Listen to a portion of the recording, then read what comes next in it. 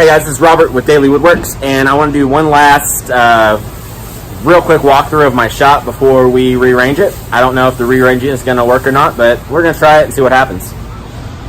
So this is how my shop is currently sitting as of what month is it? April 10th, 2019.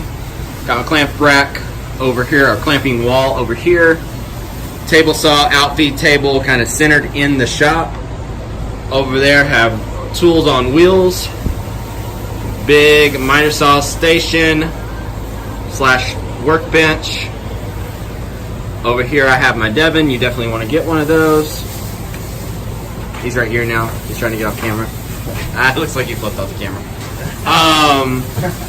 And I've got my big huge lumber rack here that we kind of got masked off because we were doing some painting, and of course the rolling workbench. So now we're going to rearrange it, and I'll show you what we did and why.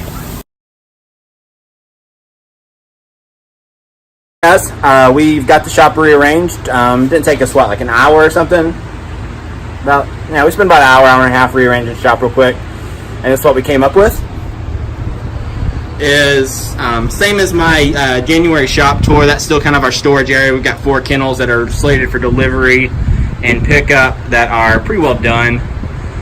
And the biggest change was where the table saw goes. We actually flipped the table saw around 180 degrees. And then I moved this out here for an outfeed table. And this is going to get rebuilt. This is the first Polk tool station I ever built. It then got thrown in storage and then got rained on a lot. And then I put a new top on it. And then I had to reinforce it because the plywood started giving out from getting wet too much. And put a solid base on it. This guy's going to go eventually and be turned into that workbench with wheels, but for now it's right here. The table saw is coming out. I've got about 11 feet from the blade to the dust collector. My wall mounted panel clamp is still going here. You can see we got the dust collection running behind it. Dust collector's there. The little tab tore off my bag that hung up at the top that's not really coming through the camera right there.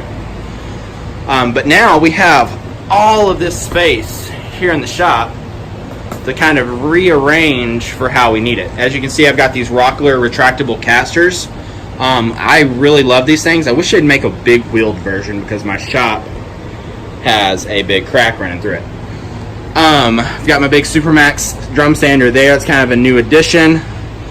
Planer there, bandsaw there, drill press over there, just a little drill press table. Let me show you that real quick.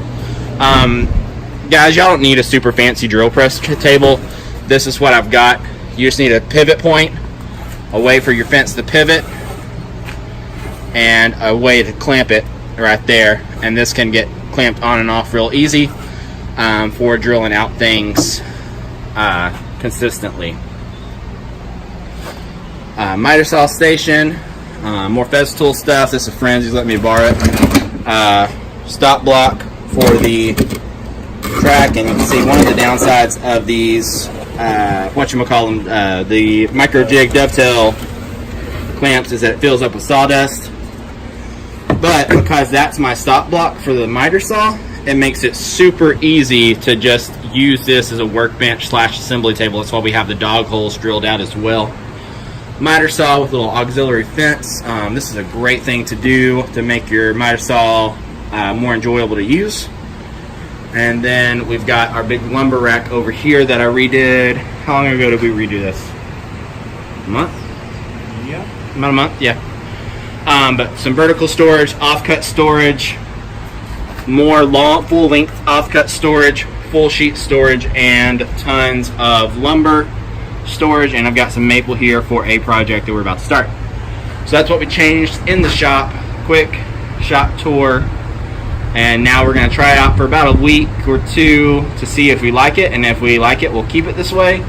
And if we don't like it, we'll either go completely back to how it was before, or we will come up with a new idea based on what happens with this.